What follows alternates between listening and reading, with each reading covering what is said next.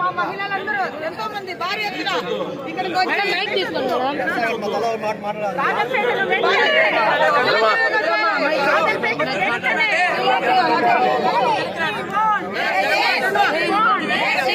రాజంపేటను వెంటనే రాజంపేటను వెంటనే రాజంపేటను వెంటనే అన్నమయ్య జిల్లాకు కేంద్రంగా అన్నమయ్య జిల్లాకి కేంద్రంగా అన్నమయ్య జిల్లాకి కేంద్రంగా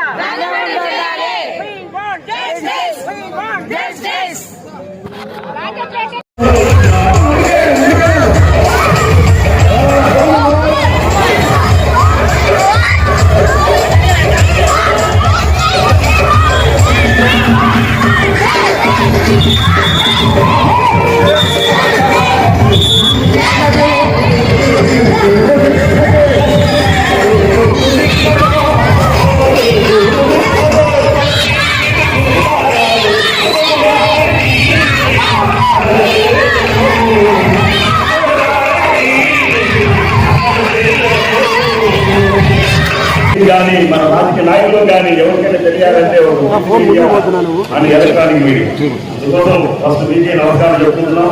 తర్వాత జేఏసీ అని రాజంపేటలో గత ప్రభుత్వం చేసిన పనికి, ఈ మూటలు చేసిన పనికి, ఈ కొంతమంది ఎమ్మెల్యేలు చేసిన పనికి ఆ రోజు మన రాజంపేటను జిల్లా హెడ్ క్వార్టర్ చేయకుండా రాయచోటి తీసుకున్నారు.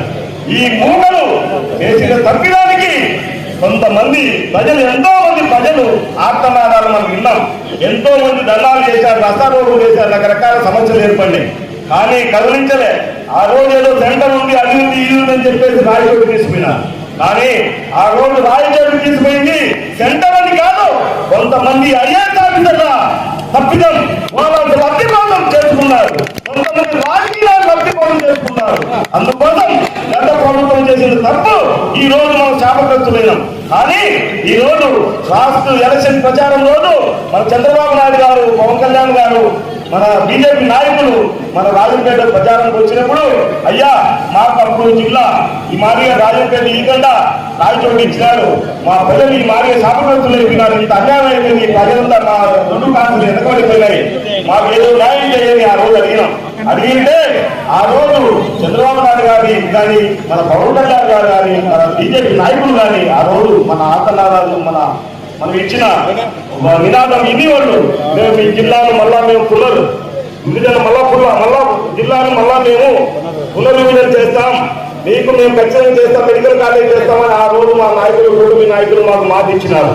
అది అందుకోసం ఇప్పుడు మళ్ళా పునర్విభజన కోసం కొన్ని జిల్లాలు చేంజెస్ కోసం మా కమిటీ ఏర్పాటు చేసి మా కూటమి ప్రభుత్వం ఏర్పాటు చేయడంలో, దాంట్లో కూడా లాస్ట్ వరకు రాజంపేట అని మీడియా మిత్రులు కానీ, ఎలక్ట్రానిక్ మీడియా మిత్రులు కానీ, రాజకీయ నాయకులు కానీ, కొంతమంది ఐఏఎస్ అధికారులు కానీ కొంతమంది ఉన్నప్పుడు నమ్మద్దు కానీ నమ్మద్దు కానీ రాజంపేట లాస్ట్ వరకు అన్నారు. ఎందుకు వాళ్ళ లాస్ట్ లో ఒక్క రోజులోనే కథ మారిపోయింది. నిన్న నేను మా నాదేంద్ర మనోహర్ గారు దాంట్లో 1 నంబర్ ఆయన దగ్గరికి వెళ్ళాను, పోయి రికమెండేషన్ ఇచ్చాను. ఏం కృష్ణ ఇంకోసారి నేను మాట్లాడినా కదా, 4-5 సార్లు నీ గురించి వివరణ తీసుకున్నాను కదా, నా ప్రయత్నం నేను చేసినాను. నా ప్రయత్నం ఎటువంటి పరిస్థితుల్లో ఏ దోషం లేక చెప్పినా చేసినా, కానీ ఇంతవరకు వచ్చిన తర్వాత ఏం జరుగుతుందో నాకు తెలియదు. నేను దీనికి హామీ, నేను మళ్ళా తనకు ఇచ్చిన లెటరు మా జేఏసీ సభ్యులు మా లక్ష్మీనారాయణ మాకు ఒక పీడిఎఫ్ లెటర్ పెట్టారు 3 కాపీలు. అది చదివితేనే నాకే కళ్ళకి నీళ్ళు వచ్చినాయి. ఎందుకంటే మనకు కావాల్సిన వసతులన్నీ ఉండి మనం ఎక్కడో కొన్ని ఏరియాలో పోయి, అడవిలో పోయి మనం డిస్ట్రిక్ట్ అటువంటి పోయే పరిస్థితి ఏర్పడిందని. అందుకోసం అది కూడా చదివిన కూడా సంబంధం లేని ఇష్యూ. మన టూరిజం సినిమాటోగ్రఫీ మినిస్టర్ ఆయన కూడా చదివినాడు. చదివి అయ్యా ఎంత అన్యాయం జరిగింది రాజంపేట, ఆయన బాధపడ్డాడు. తర్వాత పవన్ కళ్యాణ్ గారికి వచ్చేదానికి వెళ్ళాం లోపలికి, కానీ కొన్ని కారణాల వల్ల అపాయింట్మెంట్ దొరకలేదు. కానీ ముఖ్యంగా ఆయన తీసుకొని ఆ లెటర్ కూడా చదివినాడు. మన వంతు మనం చెప్పుతామని లోపల నుంచి మా ఓఎస్ కూడా వచ్చిన చెప్పినాడు. వెయిట్ చేయించట్టు కావచ్చు, కొన్ని కారణాల వల్ల కట్టలేకపోయినాడు. ఎన్ని జరిగినా కొంతమంది టీడీపీ నాయకులు కూడా నేను ఈ లెటర్ ఇవ్వడం జరిగింది. అందరూ బాధపడుతున్నారు. నిన్న సిద్ధవడ్డ మండలంలో మాధవరంలో మేము ఒక చిన్న ర్యాలీ ఏర్పాటు చేశాం. అంటే నేను ఏదో ప్రజలు 200-300 ర్యాలీ చేస్తామని వెళ్తాడికి చిన్న చిన్న పిల్లలు అంత 5 సంవత్సరాల నుంచి 15 సంవత్సరాల పిల్లలు నిజంగా వాళ్ళ వాయిస్ వింటే మనం ఏమైనా మన ప్రాణాలను అడ్డపెట్టి జిల్లాలు తెచ్చుకోవాలనిపించింది. ఎందుకంటే మనం ఏం చేస్తున్నాం, మన రాజకీయ నాయకులు ఏం చేస్తున్నాం, ప్రజలు ఏం చేస్తున్నారు, ఇది నాది నీది కాదు, అందరిది, ప్రజలందరిది. అందరూ నేను సైతం రోడ్డు మీదకి వస్తే తప్ప మన రాజంపేటకు న్యాయం జరుగుతుంది. లేదు నన్ను పిలిచలేదు, నన్ను పిలిచలేదు, నాకు తాలిబొట్టు కట్టలేదు, నువ్వు రాకపోలేదు, డ్రమ్స్ పంపిణీ ఎన్ని రకరకాల ఆలోచిస్తే అందరూ ఇబ్బంది పడతారు. కొంతమంది ఇబ్బంది పడతారు, ఈ రాజకీయ నాయకులు ఎవరు ఇబ్బంది పడరు. ఎందుకంటే ప్రజలు ఇబ్బంది పడతారు. ప్రజలకు అవసరం, రాజకీయ నాయకులు ఏముంది ఎక్కడున్నా ఫోన్ చేసి పనులు చేయించుకుంటారు. ప్రజలకు అవసరం, అందుకు ప్రజలు అందరూ నన్ను కట్టాలి, అందరు పైకి ఎక్కాలి. మంచిగా ఆడ మహిళలు కూడా నిజంగా ఇంతమంది మహిళలు నిన్న మహిళలు వస్తుంటే చూస్తా అంటే వాళ్ళ ఉత్సాహం. ఈ రోజు కూడా రాజంపేటలో నేను అనుకున్నా ఏదో 4000-5000 మంది వస్తారని. ఈ 2 కిలోమీటర్లు నడిచిన నేను ఎక్కడి నుంచి మన పాత కొత్త బస్ స్టాండ్ దగ్గర నుంచి నడిచిన, ఎక్కడ చూసినా రోడ్లు ఫుల్గా ఉన్నాయి. అక్కడి నుంచి ఇక్కడ పాత బస్ స్టాండ్కి వచ్చేదానికి 1 అవర్ పట్టింది నాకు. అక్కడి నుంచి ఇక్కడ వచ్చే 1 అవర్ ఇంతమంది జనాలు చూసి నిజంగా అప్పుడు చిరంజీవి ఒకసారి వచ్చే చూసే జనాన్ని రాజంపేటలో ఈ రోజు చూస్తున్నా. ఎందుకంటే అందరి కావాలని అందరూ కూడా రోడ్డు మీదకి రావాలి, రోడ్డు మీదకి వచ్చి తన వద్దు తన నిరసన తెలియాలి. ఎందుకంటే మనకు అన్ని వసతులు ఉన్నాయి.